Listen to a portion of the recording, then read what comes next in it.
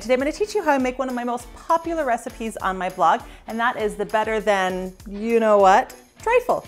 It's super easy to make, it doesn't take too many ingredients, it can be messy, it can be pretty, it can be thrown together. Everybody loves it, it's always a huge hit at a party. If you love decadent desserts, don't forget to subscribe so you don't miss anything, and let's get started. First thing that you want to do is make your favorite chocolate cake. Now for cake carving, I use a really dense chocolate cake. And then for like cupcakes, I use light spongy cake. And you want something for this recipe in the middle. Now if you use the super light spongy cake, it's going to soak in all the sauces as we let this sit overnight, and it's going to get kind of soggy. Personally, not really my thing. If you love soggy, then great, go more on the spongy side. But the super dense side of things, as we add the sauce to this and we leave it sitting overnight, it's not going to soak up enough. It's basically just going to be a dense chocolate cake with sauce on it, which you could just make the cake and pour sauce on it and not make this whole recipe if that's what you want. So you kind of want something in the middle. That's my recommendation. So in this video over here, I make my own caramel sauce and my famous hot fudge sauce, and I talk a little bit more in depth on it. So really quickly today, I'm just going to make the caramel sauce super fast so it's kind of all in one place for you. So the first thing that we're gonna do is add the butter, some corn syrup. We have a brown sugar and regular granulated sugar. The reason that you want to use corn syrup when you are candy making or like caramel sauce or marshmallows, stuff like that, is that one, it helps with sugar crystallization, helps prevent it. And there's nothing worse than having a beautiful sauce that's all grainy, right? So you definitely want to use it for that purpose. It also helps give shine and it helps hold body, which doesn't necessarily come into play with caramels or caramel sauces, but other desserts like nougats and marshmallows, it does. So a lot of people are anti-corn syrup and I'm pro syrup, and those are the reasons why. Now you just want to bring this to a boil, stirring occasionally. The whole reason that we are bringing this to a boil is that we want to melt the sugar. We don't want any sugar crystals in here, so we want the sugar to completely dissolve. But you don't want to cook it so much that it gets up too hot and then turns into an actual caramel candy that's going to be, you know, soft or stiff. We want this to stay a sauce, so you don't want to cook it too hot. But you do want to make sure that you cook it long enough for the sugar to crystallize. So I cook it over medium-high heat, and it takes about 5 to 8 minutes.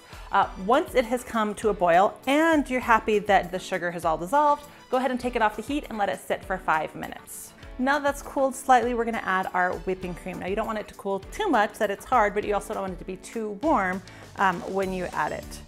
So 5 minutes seems to be about the sweet spot. Now we're going to make fresh whipped cream. Now obviously there are a lot of recipes out there that just use Cool Whip, which I'm just not a fan of. I'm sorry, I just can't do it. I just can't eat Cool Whip. But fresh whipped cream is so delicious and so good for me. And hello, how hard is it to whip cream? It's super easy. So for me, it's totally worth making the fresh whipped cream. Now, because this is an overnight dessert, we do want things to soak up. We don't want the whipped cream to fall or deflate. So we're actually gonna make stabilized whipped cream, and we're gonna do that by adding some gelatin to hold it all together. So the first thing that we're gonna do is measure out 2 teaspoons of gelatin. And make sure you use a big enough bowl, because we're actually going to microwave this in a second. And a 1/4 cup of water. Just use a fork and give that a stir. Then you want to leave the gelatin for about 5 minutes so it has a chance to bloom.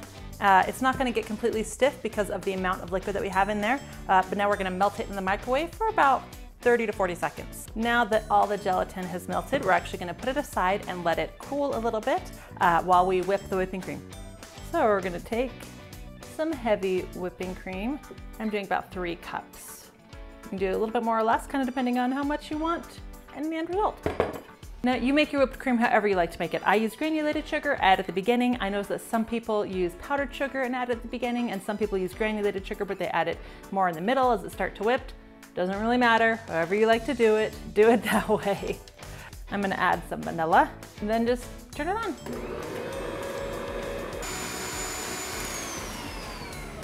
Once you get the thickness where you want it, we're going to turn it down to low and add our gelatin mixture. Then you want to turn it back on to high and beat it until the texture is exactly where you want it. Now you want to take your cake and you want to cut it up into cubes. Now I cut the end pieces off and I don't use them. Now we're going to put it all together. You want to take half of your cake chunks and you want to put them in the bottom of a trifle dish. Next up, we're going to take some sweetened condensed milk and pour about half the can on top. Then we're going to take about 3/4 cup of our homemade caramel sauce and pour that on the top too. Now comes the toffee. Now you can make your own English toffee. I do have a recipe for that, or you can just buy Heath or Score bars and chop them up. I used about 3 Heath bars for this. Then you want to take about half of your Cool Whip mixture and spread that over the top. And then you're going to repeat.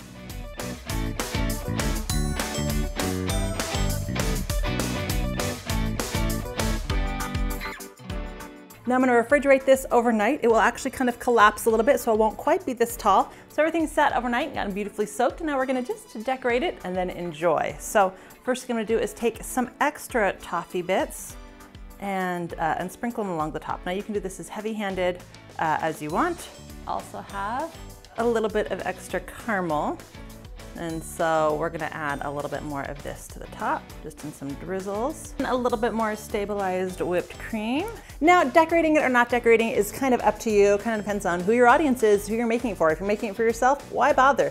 Personally, I like the decorating side of it. People come to expect it from me. If I showed up without it decorated, they'd probably ask me what was wrong. Because, you know, they all know me that well. Anyway, it's always a huge hit at parties. Everybody always loves it. I mean, what's not to love? Chocolate, toffee, caramel, sweetened condensed milk, fresh whipped cream. Yum, I can't wait to break into it. Anyway, in the comment box down below, let me know if you have a fast and easy dessert that you love to take to parties. I would love to hear about it. I would love to have some more suggestions of things you'd like me to make. If you love decadent desserts like this, whether they're easy or hard, let me know so I can make more of them. And don't forget to subscribe so you don't miss anything. Now comes the best part. We get to try it. Try it. Get a big ol' luscious scoop. Oh. So good. You get a great mix of the crunch from the toffee, the softness and the sweetness, and oh, just seriously doesn't get much better. It's like the perfect bite. Great flavors, great texture. It's just an all-around great and easy dessert that everyone loves. I hope you enjoyed this recipe. Thanks for watching.